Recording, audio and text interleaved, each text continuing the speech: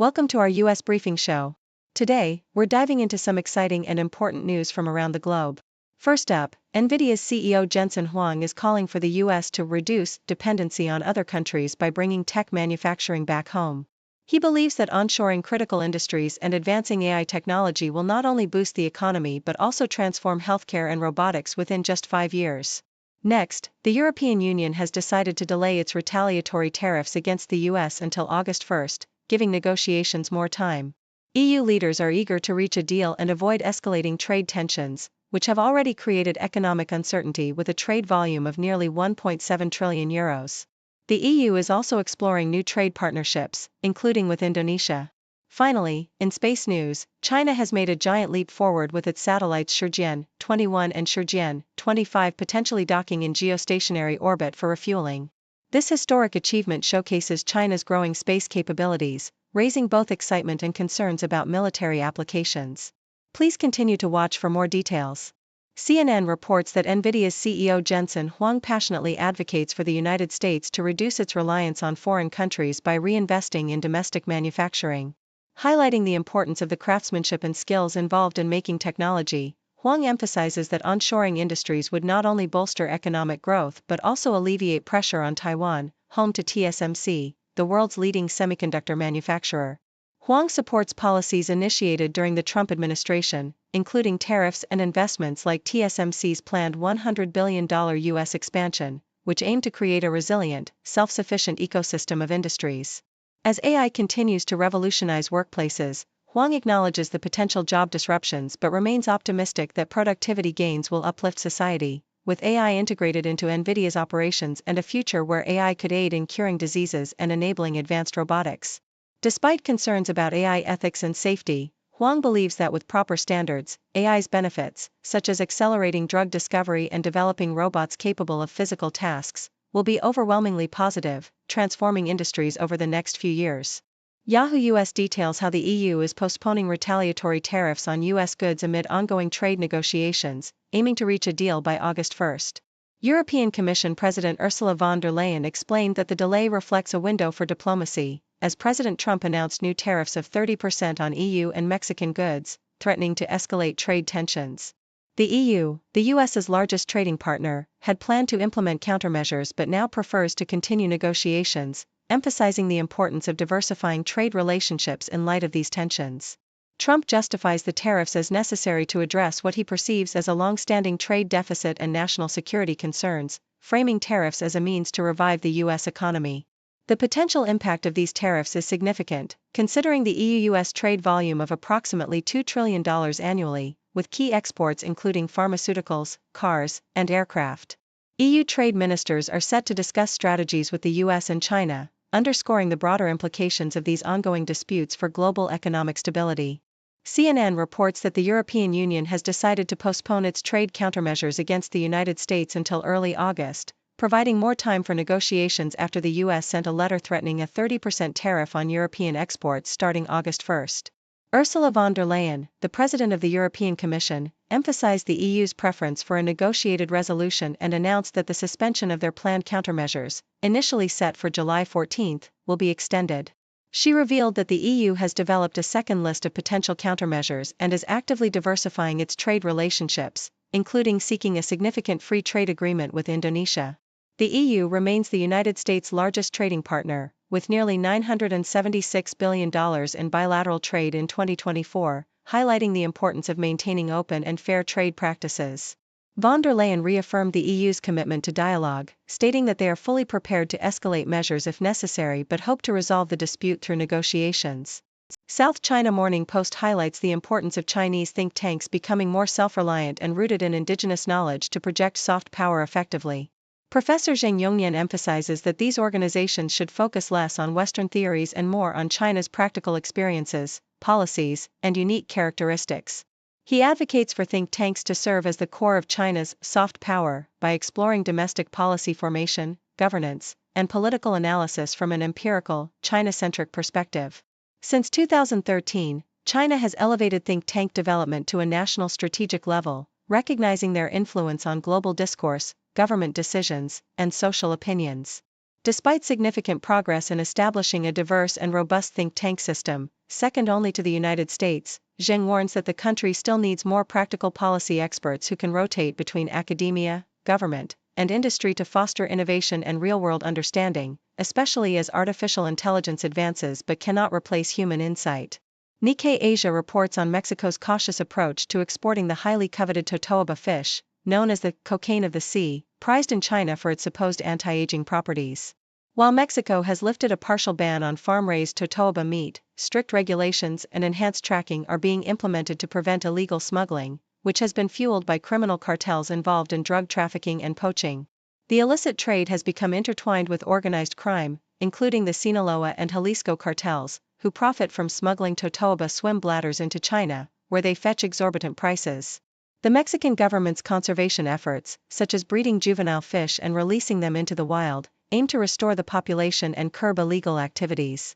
Despite these measures, poaching persists, especially in the Gulf of California, where illegal fishing operations threaten both the totoaba and the critically endangered vaquita porpoise, which is often caught as bycatch in gill nets. Mexico's ongoing commitment to tighten regulations and cooperate internationally underscores the delicate balance between economic interests, environmental conservation, and combating organized crime. South China Morning Post details China's groundbreaking satellite rendezvous and refueling mission, marking a significant milestone in space technology. Two Chinese satellites, Shenzhen-21 and Shenzhen-25, are believed to have docked in geostationary orbit, a feat the U.S. has yet to accomplish, demonstrating autonomous satellite servicing capabilities.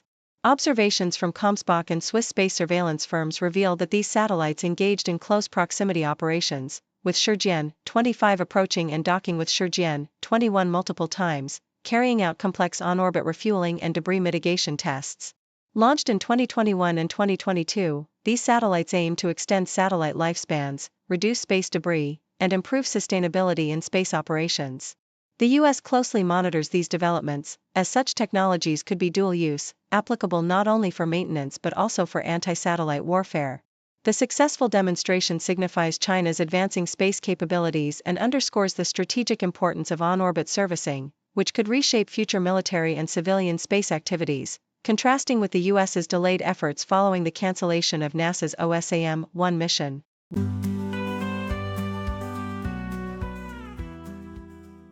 CNN reports the harrowing reality in Gaza, where the ongoing conflict has resulted in devastating casualties despite stalled ceasefire negotiations. As diplomatic efforts in Doha falter, Israel's military continues its relentless campaign, with daily reports of deaths and injuries. The Palestinian Health Ministry states that since October 7, 2023, over 58,000 Palestinians have been killed, with recent days seeing the highest death toll since July.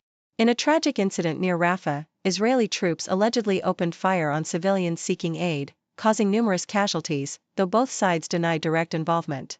Meanwhile, the International Committee of the Red Cross describes the situation as horrific, with their field hospital treating hundreds of weapon-related injuries, and the number of fatalities among civilians, including children, continues to rise amid relentless airstrikes in Gaza's refugee camps and urban centers. The Israeli military claims to have destroyed Hamas tunnels and weapons, but the ground situation remains dire, with civilians caught in the crossfire and the diplomatic deadlock deepening, as Israel and Hamas struggle to bridge their differences over troop redeployments and the terms of a ceasefire, with political divisions and public opinion heavily influencing the prospects for peace. Yahoo US highlights Deb Haaland's energetic campaign tour through New Mexico's Indian country, where her message of community empowerment and environmental stewardship resonated deeply with local residents. Launching her Lift Up New Mexico tour in Shiprock at an indigenous-owned coffee shop, Haaland engaged in candid conversations with community members, addressing critical issues like education, healthcare, economic development, and water rights. She shared personal stories, emphasizing her commitment to raising wages and bringing industry to benefit rural and mainstream communities alike, while fiercely opposing policies that threaten access to healthcare, such as President Trump's Big Beautiful Bill. Haaland's dedication to tribal sovereignty was evident as she promised to uphold agreements and foster stronger collaboration with indigenous nations, advocating for tribes to have a meaningful voice in decision-making processes. Her presence energized the crowd, and her emphasis on protecting natural resources, honoring treaties, and ensuring future generations' well-being underscored her vision of a more inclusive and equitable New Mexico, reflecting her deep roots in community and her resolve to serve as a bridge between the people and government. Thank you for tuning in. The content above showcases the latest briefing reports and analytical synopses, thoughtfully curated by the 6Do team. These insights stem from a wide array of reputable media outlets, think tanks, government sources, and specialized experts worldwide. We encourage you to explore these sources for a comprehensive perspective. Keep in mind that while the content may not always align with the official standpoint of 6Do Brief, it's not meant to be taken as absolute directives for decision-making. Comprising seasoned media professionals, learned scholars, and accomplished scientists, the 6Do team embodies a trailblazing, fully independent media entity. To customize 6Do Brief to meet your professional needs, you have the option to subscribe to a diverse array of briefings on our website, 6dobrief.com. Regardless of your location, you can conveniently receive 6Do Brief via email.